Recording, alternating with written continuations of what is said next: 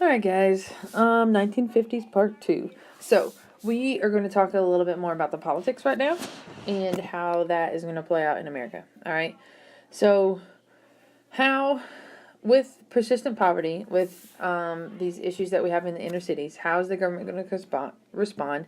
And would the welfare state prevail once the Depression was over? So we know when we had the Depression, we know that FDR did the New Deal, right? So he did the New Deal, put in all of those programs to help ease the Depression. So we shall see if that's going to continue. So Harry Truman, he becomes the president because of FDR passed away, right? So Harry Truman steps in, and Truman has some domestic policies that are going to be kind of similar to what FDR had going on. All right. So his first one is Truman hoped to continue the New Deal legacy with his proposed plan, the Fair Deal.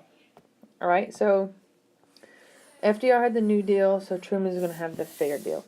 And what the Fair Deal did was it wanted to ask for the expansion of Social Security benefits, the rise in minimum wage, and national health insurance. So Truman was one of the first to propose national health insurance, and we know that just got passed a couple years ago. So obviously it didn't happen because the Republicans are going to say no. All right.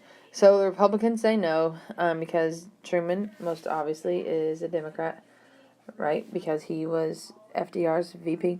So Republicans say no. What he does do is he does continue throughout his 2 terms. He does continue to keep FDR's legacy alive by managing to get Congress to expand Social Security and raise the minimum wage. He did also pass the National Housing Act in 1949. So 1949 Housing Act. All right, so he does do the National Housing Act, which provided construction of low-income housing.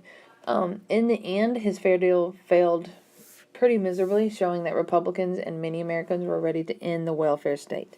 And when I say the welfare state, that means they're sick of spending money on American citizens, right? So welfare state is we're going to spend money to help out those who are struggling. And at this point, the Republicans are pretty tired of it. And so we're going to move into a time in the 1950s where it's just a Republican, it's the Republican 50s. All right.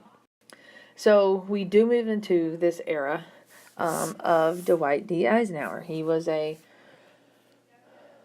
former military man, so he fought in wars, and so he's going to be elected in 52 and 56, which is why we call the 50s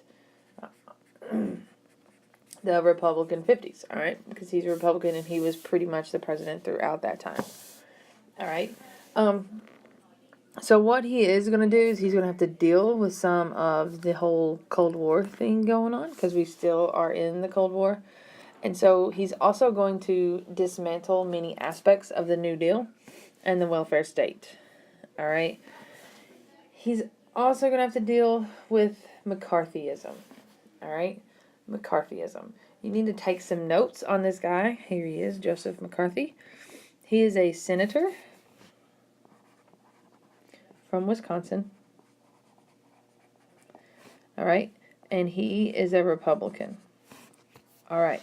So what he does, if we look at this quote right here, he says, I have here in my hand a list of 205 people that were known to the Secretary of State as being members of the Communist Party and who nevertheless are still working and shaping the policy of the State Department.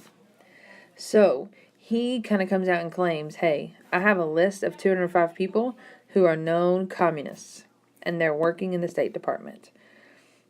It just so happens that he is a Republican. And the people on his list are, guess what? Democrats. There's never any proof that those people were in the Communist Party. But what he does with this quote and with this whole idea is he kind of reinforces that whole Red Scare. The Red Scare is we are scared of communism, right? So we're scared of communism. We're in the middle of this Cold War.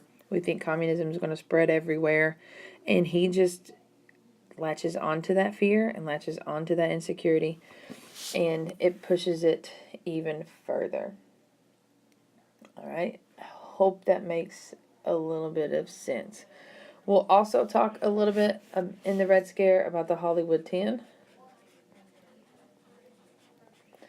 These are going to be 10 actors, producers, those kind of things. They are going to get accused of being communist, and they are going to be put on the blacklist. Like, that's just kind of a term for people who are never going to get a job in their field because they've been blacklisted, right? TV is also going to influence politics pretty heavily, right, at this point. It's going to come into play most definitely in 1960 with the first publicized debate between Nixon and JFK. But just know that TV is going to have an influence in politics. And Eisenhower kind of ends his whole era as he leads us into the biggest peacetime deficit as far as economic is going to be concerned. So Republicans stereotypically do not spend a lot of money. They like to do tax cuts, and the Democrats are the ones who spend a lot of money. So it's kind of interesting that he comes in and he dismantles all those New Deal type programs, but yet we still end up with the biggest peacetime deficit. So good job, Eisenhower. Ike. He's also called Ike. So we're going to stop just after those two slides because these are some more changes made to society. They're more political changes, but we can still use that. So I need you to create one more interaction. All right? One more interaction. I promise we only have one more video to go of me having to talk. So you are welcome.